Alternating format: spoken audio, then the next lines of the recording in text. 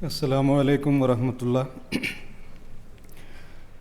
اشہد ان لا الہ الا اللہ وحدہ لا شریک لہ واشہد ان محمدا عبدہ ورسولہ، اما بعد فاعوذ باللہ من الشیطان الرجیم، بسم اللہ الرحمن الرحیم۔ یا ایھا الذین آمنوا انفقوا مما رزقناکم من قبل ان یأتی یوم لا بیع فیہ ولا خلۃ ولا شفاعہ۔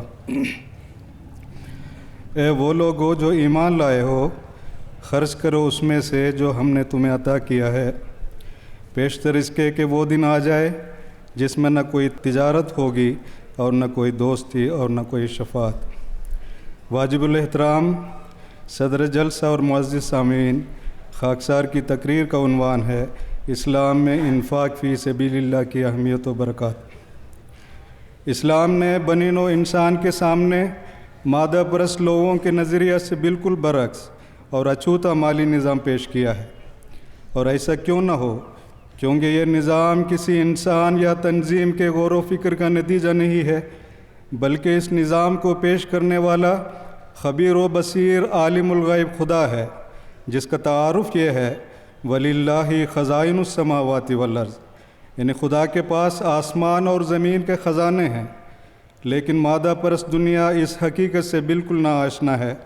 اس لیے سامعین کرام، آج کل دنیا کے ہر گوشے سے، بینکوں یا ان سے منسلک دیگر سوسائٹیوں، بلکہ ہر کس و ناکس کی طرف سے سیو یعنی بچت کی تحریک اور آواز بلند ہو رہی ہے۔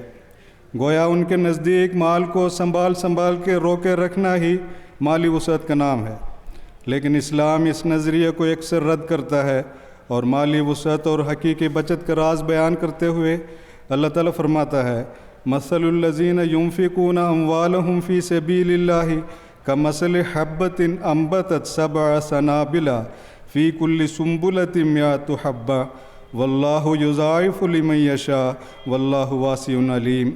یعنی ان لوگوں کی مثال جو اپنے مال اللہ کی راہ میں خرچ کرتے ہیں ایسے بیج کی طرح ہے جو 7 بالیں اگاتا ہو، ہر بالی میں 100 دانے ہوں، اور اللہ جسے چاہے اس سے بھی بہت بڑھا کر دیتا ہے، اور اللہ وسعت عطا کرنے والا اور دائمی علم رکھنے والا ہے۔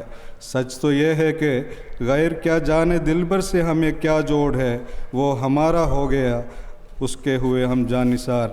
حضرات، انفاق فی سبیل اللہ کا دوسرا نام مالی قربانی ہے، اور مومن کا ہر وہ کام جو محض للہ بجا لاتا ہے اسلامی اصطلاح میں قربانی کے نام سے موسوم ہے۔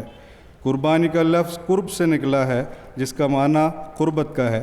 سیدنا حضرت اقدس مسیح موعود علیہ الصلوۃ والسلام فرماتے ہیں یہ کام ہمارے دین میں ان کاموں میں سے شمار کیا گیا ہے کہ جو اللہ تعالیٰ کے قرب کا موجب ہوتے ہیں، اور اس سواری کی طرح یہ سمجھے گئے ہیں کہ جو اپنی سیر میں بجلی سے مشابہ ہو، جس کو بجلی کی چمک سے مماثلت حاصل ہو، اور اسی وجہ سے ان ذبح ہونے والے جانوروں کا نام قربانی رکھا گیا، کیونکہ حدیثوں میں آیا ہے کہ یہ قربانیاں خدا تعالیٰ کے قرب اور ملاقات کا موجب ہیں۔ اس شخص کے لیے کہ جو قربانی کو اخلاص اور خدا پرستی اور ایمانداری سے ادا کرتا ہے، اور یہ قربانیاں شریعت کی بزرگ تر عبادتوں میں سے ہیں۔ ترجمہ از خطبہ الہامیہ۔ اس زاویہ سے انفاق فی سبیل اللہ پر نظر ڈالتے ہیں تو معلوم ہوتا ہے کہ اللہ تعالیٰ نے صرف مومنین کو ہی یہ اعزاز بخشا ہے کہ وہ انفاق فی سبیل اللہ میں حصہ لیں، اور یہ مومنین کا ایک منفرد مقام و مرتبہ ہے کہ صرف انہی سے اللہ تعالیٰ نے مالی قربانی کا مطالبہ کیا ہے، یعنی اللہ تعالیٰ کے نزدیک مومنین کی مالی قربانی ہی قابل قبول ہے۔ چنانچہ اللہ تعالیٰ فرماتا ہے یا ایھا الذین آمنوا انفقوا مما رزقناکم، اے وہ لوگو جو ایمان لائے ہو، خرچ کرو اس میں سے جو ہم نے تمہیں عطا کیا ہے۔ ایک اور موقع پر مومنین کو مخاطب کر کے فرمایا ہا انتم ہؤلاء تدعون لتنفقوا فی سبیل اللہ، دیکھو تم وہ لوگ ہو کہ تمہیں اللہ کی راہ میں خرچ کے لیے بلایا جاتا ہے۔ گویا کہ راہ خدا میں مالی جہاد مومنین کا ہی شیوا ہے، اور مومنین کی مخلص جماعت بغیر کسی چوں چرا کے مسکراتے ہوئے اپنے اموال محض للہ راہ خدا میں پیش کرتے رہتے ہیں، بلکہ بقول مسیح الزمان مومنین کی جماعت ہمیشہ اس جذبے سے قربانی کے لیے تیار بیٹھی ہے کہ دے چکے دل اب تن خاکی رہا ہے یہی خواہش کہ ہو وہ بھی فدا۔ معزز سامعین، اپنے مومن بندوں سے اللہ تعالیٰ کا سلوک وہ بھی نرالا ہے اور انتہائی پیار اور کمال احسان سے مومنین کی قربانی کو بطور قرض حسنہ قبول کرتا ہے، حالانکہ وہ تو ارض و سما کا خالق و مالک ہے۔ چنانچہ فرماتا ہے من ذا الذی یقرض اللہ قرضا حسنا فیضاعفہ لہ اضعافا کثیرۃ واللہ یقبض ویبسط والیہ ترجعون، یعنی کون ہے جو اللہ کو قرض حسنہ دے تاکہ وہ اس کے لیے اسے کئی گنا بڑھائے، اور اللہ رزق قبض بھی کر لیتا ہے اور کھول بھی دیتا ہے اور تم اسی کی طرف لوٹایا جاؤ گے۔ ہر انسان اس لیے کمائی کرتا ہے اور بچا کر رکھتا ہے تاکہ اس کی زندگی میں تنگی نہ آئے اور اس کی اگلی نسل کبھی مالی تنگی کا شکار نہ بنے، لیکن ہمیں کوئی اعتبار نہیں رہتا کہ ہماری اگلی نسل واقعی ہمارا کمایا ہوا مال صحیح استعمال بھی کرتے ہیں کہ نہیں۔ اور بے شمار ایسے صاحب ثروت اور بادشاہ بھی گزرے ہیں، ان کی اگلی نسل ایک وقت کے کھانے کے لیے بھیک مانگتے پھر رہی ہے۔ کسی نے کیا ہی خوب کہا ہے، ہم نے دیکھا ہے وزادار گھرانوں کا زوال، ہم نے سڑکوں پہ کئی شاہ ظفر دیکھے ہیں۔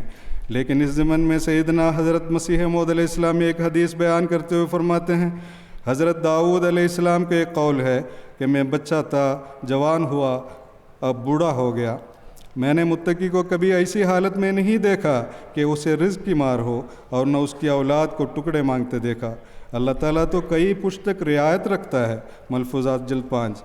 راہ خدا میں قرضہ حسنہ دینے کا ارشاد ربانی نیز حضرت مسیح موعود علیہ السلام کے مذکورہ اقتباس کی وضاحت کرتے ہوئے حضرت خلیفۃ المسیح رابع رحمہ اللہ فرماتے ہیں، آپ کی تو ابھی تیسری چوتھی نسل ہے، 7 پشتوں تک آنے میں ابھی وقت باقی ہے، مگر یہ آیت ابھی بھی آپ کو دعوت دے رہی ہے کہ اب اگلی پشتوں کا بھی انتظام کر جاؤ۔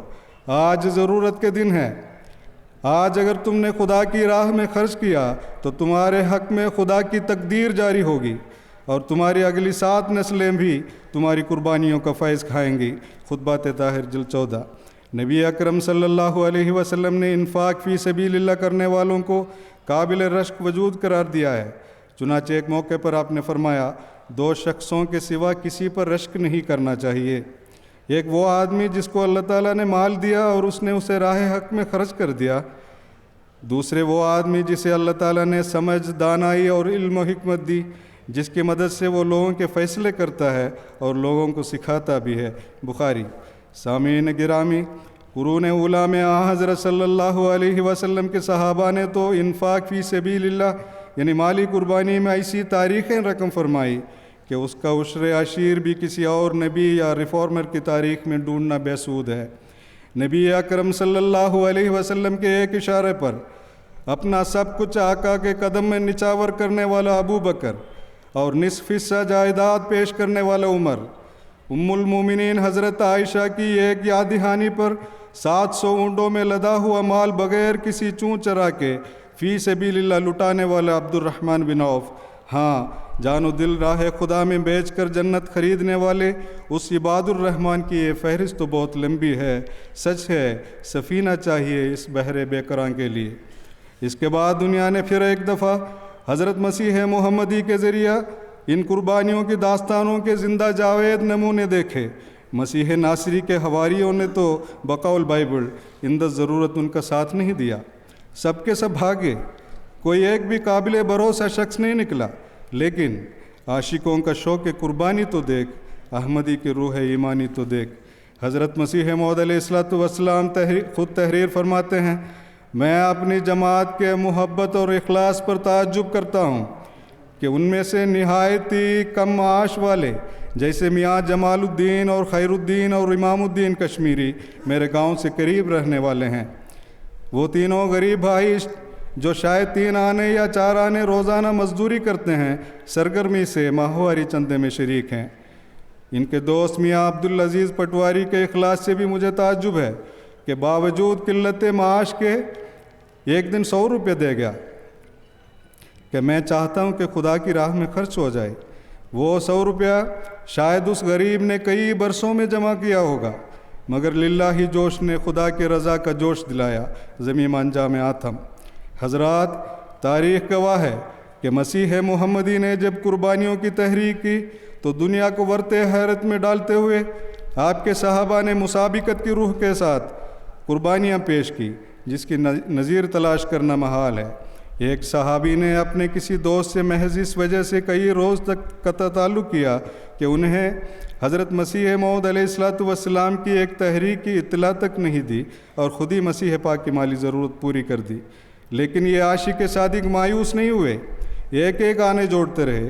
پھر جب ان کی خواہش کے مطابق 3 پاؤنڈ کی رقم جمع ہو گئی تو وہ 3 پاؤنڈ لے کر دربار مسیحی میں حاضری دینے آیا۔ تب تک حضرت مسیح موعود علیہ السلام کی وفات ہو چکی تھی۔ چنانچہ وہ رقم حضرت مسلم موعود رضی اللہ تعالیٰ عنہ کی خدمت میں پیش کی۔ اس مخلص اور فدائی مومن کی اس وقت کی کیفیت کا نقشہ کھینچتے ہوئے حضرت مسلم موعود رضی اللہ تعالیٰ عنہ فرماتے ہیں، مجھے وہ نظارہ نہیں بھولتا اور نہیں بھول سکتا کہ حضرت مسیح موعود علیہ السلام کی وفات پر اب چند ماہ ہی گزرے تھے کہ ایک دن باہر سے مجھے کسی نے آواز دے کر بلوایا اور خادمہ یا کسی بچے نے بتایا کہ دروازے پر ایک آدمی کھڑا ہے اور آپ کو بلا رہا ہے۔ میں باہر نکلا تو منشی اروڑے خان صاحب مرحوم کھڑے تھے۔ وہ بڑے اتفاق سے آگے بڑھے، مجھے مصافحہ کیا اور اس کے بعد انہوں نے اپنی جیب میں ہاتھ ڈالا۔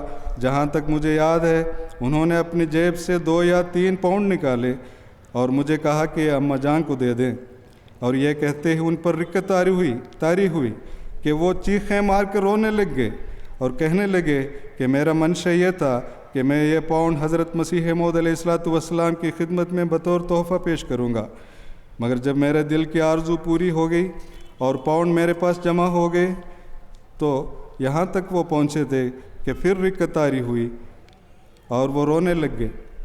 آخر روتے روتے اس فکرے کو اس طرح پورا کیا کہ جب پاؤنڈ میرے پاس جمع ہو گئے تو حضرت مسیح موعود علیہ السلام کی وفات ہو گئی۔ از کتاب سیرت حضرت منشی محمد اروڑے خان صاحب۔ اللہ اللہ، اس سرزمین قادیان کو دیکھ کر آسمان پر فرشتے بھی انگشت بندندہ رہ گئے ہوں گے۔ شاگرد نے جو پایا استاد کی دولت ہے، احمد کو محمد سے تم کیسے جدا سمجھے۔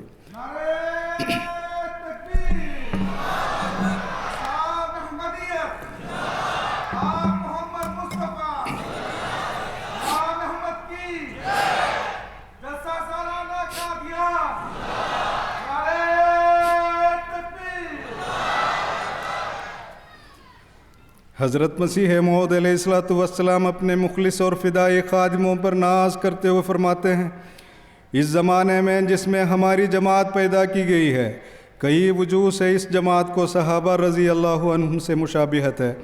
بہترے ان میں ایسے ہیں کہ اپنے محنت سے کمائے ہوئے مالوں کو محض خدا تعالیٰ کی مرضات کے لیے ہمارے سلسلے میں خرچ کرتے ہیں، جیسا کہ صحابہ رضی اللہ عنہم خرچ کرتے تھے ایام الصلح۔ نیز فرماتے ہیں، میں حلفاً کہہ سکتا ہوں کہ کم از کم یہ 1 لاکھ آدمی میری جماعت میں ایسے ہیں کہ سچے دل سے میرے پر ایمان لائے ہیں اور اعمال صالحہ بجا لاتے ہیں۔ میں دیکھتا ہوں کہ میری جماعت نے جس قدر نیکی اور صلاحیت میں ترقی کی ہے، یہ بھی ایک معجزہ ہے۔ 1000 آدمی دل سے فدا ہیں۔ اگر آج ان کو کہا جائے کہ اپنے تمام اموال سے دستبردار ہو جاؤ تو وہ دستبردار ہو جانے کے لیے مستعد ہیں۔ سیرت المہدی حصہ اول۔ سچ ہے، صحابہ سے ملا جو مجھ کو پایا۔ یہ کسی ماضی کی کہانی نہیں ہے، بلکہ حضرت محمد عربی صلی اللہ علیہ وسلم کے عاشق صادق حضرت مسیح موعود علیہ السلام کی قوت قدسیہ کی تاثیر ہے، جو آج بھی بعینی ہی اسی طرح جاری و ساری ہے۔ چنانچہ حضرت خلیفۃ المسیح رابع رحمہ اللہ فرماتے ہیں، واقعتاً ایک نظارہ میں نے اپنی آنکھوں سے بھی ایسا دیکھا ہوا ہے۔ ایک خاتون آئی، انہوں نے کچھ پیش کیا۔ حضرت مسلم موعود نے ان کے حالات کا جائزہ لے کر فرمایا کہ نہیں، اتنا نہیں، تھوڑا کرو۔ بے اختیار اس کی چیخیں نکل گئیں، یا امیر المومنین، مجھے محروم نہ کرے، میرے دل کی گہری تمنا ہے، مجھے اس لذت سے محروم نہ کرے، خدا کے لیے قبول کر لیں۔ حضرت مسلم موعود کے لیے کوئی چارہ نہیں تھا مگر اس کو قبول کیا۔ وہ نظارے اب بھی میرے ذہن میں تازہ ہوتے ہیں۔ احمدیت ان باتوں سے زندہ ہیں۔ خطبات طاہر جلد 13۔ سیدنا حضرت خلیفۃ المسیح الخامس ایدہ اللہ تعالیٰ بنصرہ العزیز فرماتے ہیں، اس زمانے میں بھی کس طرح اللہ تعالیٰ لوگوں کے دلوں میں قربانی کی روح پیدا کرنے کی تحریک پیدا کرتا ہے، اور یہ نہیں کہ یہ کسی خاص طبقے یا خاص ملک میں یا خاص لوگوں میں ہے، بلکہ دنیا کے ہر خطے میں ہر وہ شخص جو حضرت مسیح موعود علیہ الصلوۃ والسلام کی طرف منسوب ہوتا ہے، اس کے دل میں اللہ تعالیٰ اس کی تحریک پیدا کرتا ہے، چاہے وہ افریقہ کے دور دراز ممالک ہوں، یا یورپ میں رہنے والے لوگ ہوں، یا جزائر میں رہنے والے ہوں۔ خطبہ جمعہ مورخہ 31 اکتوبر 2014۔ نشان 7 ہیں اتنے کہ کچھ شمار نہیں، ہمارے دین کا قصوں پہ ہی مدار نہیں۔ حضرت خلیفۃ المسیح الخامس سیدہ اللہ تعالیٰ بنصرہ العزیز فرماتے ہیں، اللہ تعالیٰ نے قرآن کریم میں شروع سے آخر تک متعدد جگہ مومنین کو انفاق فی سبیل اللہ کی طرف توجہ دلائی، اور مختلف مثالوں اور مختلف طریقوں سے بتایا کہ ایک مومن اللہ کی راہ میں خرچ کر کے کیا کیا فوائد حاصل کر سکتا ہے، لیکن شرط یہ ہے کہ خدا تعالیٰ کی راہ میں یہ قربانی خدا تعالیٰ کی رضا کی خاطر ہو، نہ کہ کوئی اور مقصد ہو۔ جیسا کہ ایک جگہ فرماتا ہے، وَمَا تُنْفِقُونَ إِلَّا ابْتِغَاءَ وَجْهِ اللَّهِ، اور تم اللہ کی رضا کے حصول کے علاوہ کبھی خرچ نہیں کرتے۔ خطبات مسرور جلد 10۔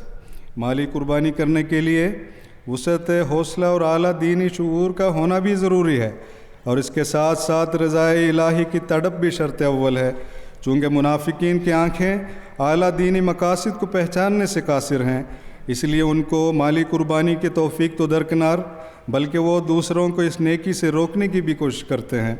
چنانچہ فرمایا، ہم الذین یقولون لا تنفقوا علی من عند رسول اللہ حتی ینفضوا وللہ خزائن السماوات والارض ولکن المنافقین لا یفقہون۔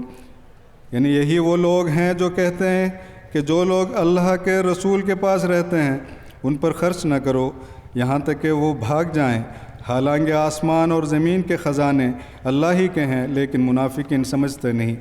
اس آیت کی تشریح میں حضرت مسلم موعود رضی اللہ تعالیٰ عنہ فرماتے ہیں، منافق لوگ خیالی تدبیریں کرتے رہتے ہیں، مثلا وہ کہتے ہیں کہ رسول کو چندے مت دو، اس سے وہ لوگ خود بخود ہی چلے جائیں گے۔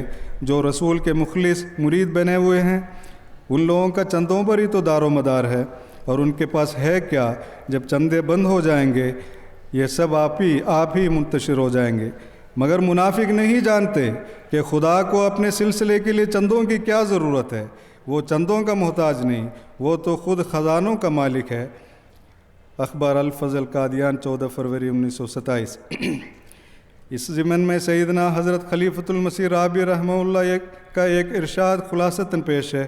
یخادعون اللہ والذین آمنوا والی آیت کی تشریح کرتے ہوئے آپ نے خطبہ جمعہ میں فرمایا کہ مالی نظام کے عہدے داران جب چندہ لکھوانے آتے ہیں تو صحیح آمد کے مطابق چندہ لکھوانا چاہیے، ورنہ ایسے لوگ جو صحیح آمدنی کے مطابق چندہ نہیں لکھواتے اللہ اور مومنین کو دھوکہ دینے والوں میں شمار ہوں گے، حالانکہ وہ اپنے آپ کو دھوکہ دینے والے ہیں۔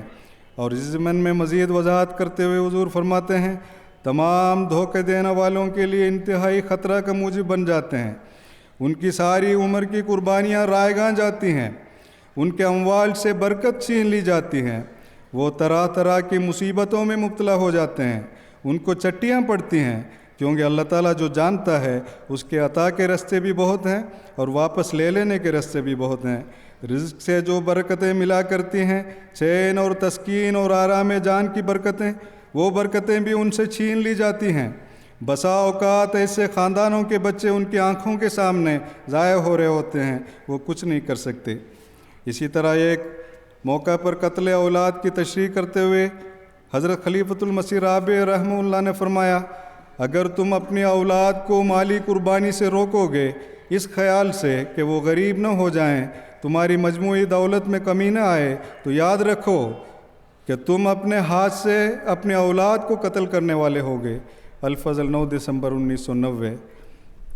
اے عامی جماعت احمد ذہن نصیب، خاصان حق کی ذیل میں تیرا شمار ہے، مفلس ہے یا امیر تجھے عذر کچھ نہیں، کھلتی اگر یہ جیب تیری بار بار ہے۔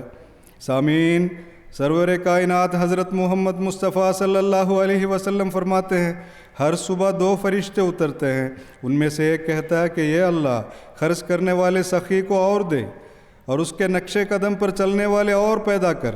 دوسرا کہتا ہے، یہ اللہ روک رکھنے والے کنجوس کو ہلاک کر دے اور اس کا مال و متاع برباد کر دے۔ بخاری کتاب الزکوٰۃ۔ اسی ضمن میں سیدنا حضرت مسلم موعود رضی اللہ تعالیٰ عنہ فرماتے ہیں، ہماری جماعت خدا تعالیٰ کی قائم کردہ جماعت ہے، اور خدا تعالیٰ کی قائم کردہ جماعتیں مشکلات کے بغیر ترقی نہیں کرتی۔ پس ان باتوں کو دہراؤ اور دہراتے چلے جاؤ یہاں تک کہ یہ باتیں تمہارا ورد اور وظیفہ بن جائیں۔ اور اگر ایک چھوٹے بچے سے بھی سوال کیا جائے کہ احمدیت کی ترقی کا ذریعہ کیا ہے، تو وہ کہہ اٹھے کہ ہم بغیر قربانی اور جان دینے کے ترقی نہیں کر سکتے، اور میں اس کے لیے تیار ہوں۔ ایک عورت سے اگر پوچھا جائے تو وہ بھی یہی جواب دے، اور اگر ایک مرد سے پوچھا جائے تو وہ بھی یہی جواب دے۔ غرض ہر شخص کے ذہن میں یہ باتیں ڈالی جائیں اور اس کے ماتحت جماعت میں ایسا ماحول اور بیداری پیدا کی جائے کہ قربانیاں کرنا کوئی مشکل کام نہ رہے۔ خطبات شورا جلد 2۔ اسلام نے حقیقی نیکی کی بنیاد مالی قربانی پر رکھی ہے، اور مومنین کو ترغیب دلاتے ہوئے اللہ تعالیٰ فرماتا ہے، لن تنالوا البر حتى تنفقوا مما تحبون وما تنفقوا من شيء فإن الله به عليم۔ یعنی تم کامل نیکی کو ہرگز نہیں پا سکتے جب تک کہ اپنی پسندیدہ اشیاء میں سے خدا کے لیے خرچ نہ کرو، اور جو کوئی چیز بھی تم خرچ کرو اللہ اسے یقیناً خوب جانتا ہے۔ حضرت اقدس مسیح موعود علیہ السلام فرماتے ہیں، ایسا ہی مالی عبادت جس قدر انسان اپنی کوشش سے کر سکتا ہے، وہ صرف اس قدر ہے کہ اپنے اموال مرغوبہ میں سے کچھ خدا کے لیے دیوے، جیسا کہ اللہ تعالیٰ نے اسی صورت میں فرمایا وَمِمَّا رَزَقْنَاهُمْ يُنْفِقُونَ، اور جیسا کہ ایک دوسری جگہ فرمایا ہے لَن تَنَالُوا الْبِرَّ حَتَّى تُنْفِقُوا مِمَّا تُحِبُّونَ۔ لیکن ظاہر ہے کہ اگر مالی عبادت میں انسان صرف اسی قدر بجا لاوے کہ اپنے اموال محبوبہ مرغوبہ میں سے کچھ خدا تعالیٰ کی راہ میں دیوے، تو یہ کچھ کمال نہیں ہے۔ کمال تو یہ ہے کہ ماں سوا سے بکلی دستبردار ہو جائے، اور جو کچھ اس کا ہے وہ اس کا نہیں بلکہ خدا کا ہو جائے، یہاں تک کہ جان بھی خدا تعالیٰ کی راہ میں فدا کرنے کے لیے تیار ہو، کیونکہ وہ بھی مما رزقناہم ینفقون میں داخل ہے۔ خدا تعالیٰ کا منشا اس کے قول مما رزقنا سے صرف درہم و دینار نہیں ہے، بلکہ یہ بڑا وسیع لفظ ہے جس میں ہر ایک وہ نعمت داخل ہے جو انسان کو دی گئی ہے۔ حقیقت الوحی صفحہ 140۔ سیدنا حضرت مسیح موعود علیہ السلام نے بیعت کا اعلان کرتے ہوئے فرمایا، پس جو لوگ اپنے نفسوں میں کسی قدر یہ طاقت پاتے ہیں انہیں لازم ہے کہ میری طرف آویں کہ میں ان کا غمخوار ہوں گا اور ان کا بار ہلکا کرنے کے لیے کوشش کروں گا، اور خدا تعالیٰ میری دعا اور میری توجہ میں ان کے لیے برکت دے گا، بشرطے کہ وہ ربانی شرائط پر چلنے کے لیے بدل و جان تیار ہوں۔ حیات طیبہ۔ اس میں حضرت مسیح موعود علیہ السلام نے کہیں بھی یہ نہیں فرمایا کہ یہاں صرف روحانی غم اور بار مراد ہے۔ ایک حقیقی احمدی کی زندگی کا سرسری مطالعہ کرنے سے بھی ہمیں اس بات کے واضح اور بیان شواہد ملیں گے کہ احمدی دنیاوی اور مادی غم و حزن اور بوجھ سے بھی محض بیعت کی وجہ سے محفوظ ہے۔ انسانی زندگی کا ایک بہت بڑا بوجھ اور علم مالی ابتلا ہے، لیکن بیعت کنندگان اپنے مال میں سے 16واں حصہ سے لے کر 10واں حصہ تک، بعض اوقات اس سے بھی زائد رقم صرف اور صرف لازمی چندے کے طور پر ہر ماہ بلا ناغہ پیش کرتے ہیں، جبکہ ذیلی تنظیمات کے چندہ جات اور طوعی چندہ جات اس کے علاوہ ہیں، اور حضرت مسیح موعود علیہ السلام کی دعا اور توجہ سے اس پر اس قدر برکت پڑتی ہے کہ وہ رسم و رواج اور فضول خرچیوں سے بچ جاتا ہے۔ حضرت مسیح موعود علیہ السلام فرماتے ہیں، اور جو شخص ایسی ضروری مہمات میں مال خرچ کرے گا، میں امید نہیں رکھتا کہ اس مال کے خرچ سے اس کے مال میں کچھ کمی آ جائے گی، بلکہ اس کے مال میں برکت ہوگی۔ بس چاہیے کہ خدا تعالیٰ پر توکل کر کے پورے اخلاص اور جوش اور ہمت سے کام لے کہ یہی وقت خدمت گزاری کا ہے۔ بعد اس کے وہ وقت آتا ہے کہ ایک سونے کا پہاڑ بھی اس راہ میں خرچ کرے تو اس وقت کے پیسے کے برابر نہیں ہوگا۔ یہ ایک ایسا مبارک وقت ہے کہ تمہیں وہ خدا کا فرشتہ موجود ہے جس کا صدہا سال سے امتیں انتظار کر رہی تھی، اور ہر روز خدا تعالیٰ کی تازہ وحی تازہ بشارتوں سے بھری ہوئی نازل ہو رہی ہے، اور خدا تعالیٰ نے متواتر ظاہر کر دیا ہے کہ واقع اور قطعی طور پر وہی شخص اس جماعت میں داخل سمجھا جائے گا کہ اپنے عزیز مال کو اس راہ میں خرچ کرے گا۔ مجموعہ اشتہارات جلد 100۔ ہم مر چکے ہیں غم سے، کیا پوچھتے ہو ہم سے، اس یار کی نظر میں شرط وفا یہی ہے۔ قرآن کریم میں آخری زمانے کے متعلق جہاد کے سلسلے میں مالی قربانی کو ہی مقدم رکھا ہے۔ چنانچہ فرمایا تؤمنون باللہ ورسولہ وتجاہدون فی سبیل اللہ باموالکم وانفسکم ذالکم خیر لکم ان کنتم تعلمون، یعنی تم جو اللہ پر اور اس کے رسول پر ایمان لاتے ہو اور اللہ کے راستے میں اپنے اموال خرچ کرتے ہو، اپنے اموال اور اپنی جانوں کے ساتھ جہاد کرتے ہو، وہ تمہارے لیے بہت بہتر ہے اگر تم علم رکھتے ہو۔ حضرت مسیح موعود علیہ الصلوۃ والسلام فرماتے ہیں پس خدا سے اور اس کے دنوں سے ڈرو اگر متقی ہو، اور ان قریب تم خدا کی طرف واپس کیے جاؤ گے اور پوچھے جاؤ گے، اور ہم نہیں دیکھتے کہ تمہارے ساتھ تمہارے مال و املاک جائیں گے، پس ہوش میں آ جاؤ اور جاہل مت بنو، اور اپنے مالوں کے ساتھ اور جانوں کے ساتھ خدا کی راہ میں کوشش کرو اور اطاعت کرتے ہوئے کھڑے ہو۔ تم ہرگز نیکی کو نہیں پہنچو گے جب تک کہ وہ چیزیں خرچ نہیں کرو گے جو تمہیں پیاری ہیں۔ آگے فرماتے ہیں خدا تمہیں بلاتا ہے تا اپنے مالوں اور جانوں کی کوشش کے ساتھ اس کی مدد کرو۔ مجموعہ اشتہارات جلد 3۔ پھر فرماتے ہیں اصلی خوبی اور خیر روحانی لذت سے بہرہور ہونے کے لیے وہی مال کام آ سکتا ہے جو خدا کی راہ میں خرچ کیا جائے۔ سامعین کرام، ہماری خوش قسمتی ہے کہ اللہ تعالیٰ نے ہمیں مسیح محمدی کی آواز پر لبیک کہنے کی توفیق بخشی ہے، لیکن اس احسان کی قدر کرنا اور قرب الہی کی تحصیل کے لیے مالی جہاد میں مسابقت کی روح کے ساتھ شامل ہونا بھی ضروری ہے۔ بصورت دیگر وَإِن تَتَوَلَّوْا يَسْتَبْدِلْ قَوْمًا غَيْرَكُمْ ثُمَّ لَا يَكُونُوا أَمْثَالَكُمْ، کہ اگر تم پھر جاؤ تو وہ تمہاری جگہ ایک اور قوم کو بدل کر لے کر آئے گا، پھر وہ تمہاری طرح سستی کرنے والی نہیں ہوگی، کیونکہ بقول حضرت مسیح موعود علیہ الصلوۃ والسلام خدا کوئی کسی کا رشتہ دار تو نہیں ہے۔ سامعین کرام، تاریخ ادیان خصوصاً تاریخ اسلام کی ورق گردانی سے ہی اس بات کے بین شواہد ملتے ہیں کہ جب تک مسلمانوں نے خلافت عظمیٰ کے حکموں کے تحت راہ خدا میں مالی قربانی میں اپنا منفرد مقام کو قائم رکھا، وہ امت واحدہ کہلاتی رہی۔ پھر مخالفین کی غلط بیانی نے مالی جہاد کی اہمیت پر کاری ضرب لگائی اور قربانی کا جذبہ ماند پڑ گیا، کبھی زکوٰۃ پر تو کبھی بیت المال پر الزام لگا کر امت مسلمہ کا شیرازہ بکھیر دیا۔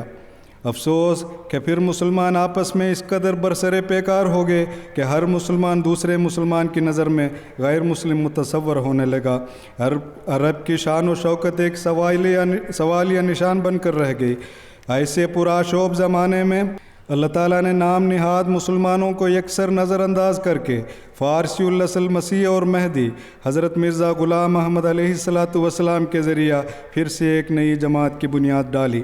حضرت اقدس مسیح موعود علیہ السلام فرماتے ہیں جو دور تھا خزاں کا وہ بدلہ بہار سے، چلنے لگی نسیم عنایات یار سے، بہار آئی ہے اس وقت خزاں میں، لگے ہیں پھول میرے بوستاں میں۔ اللہ تعالیٰ نے اس زمانے میں ہم نہتوں کو اس آسمانی جماعت میں شمولیت کی توفیق دی ہے، فالحمدللہ رب العالمین۔ حضرت خلیفۃ المسیح رابع رحمہ اللہ فرماتے ہیں جماعت احمدیہ کو یہ مضمون سمجھنا چاہیے کیوں بہار آتی ہے وقت خزاں میں؟ اس لیے کہ خدا کے بندے اپنے وقت خزاں میں بھی بہار کی طرح کونپلیں نکالتے ہیں، خرچ سے رکتے نہیں ہیں، سخت تنگی کی حالت میں بھی جب ان پر خزاں کا دور گزرتا ہے۔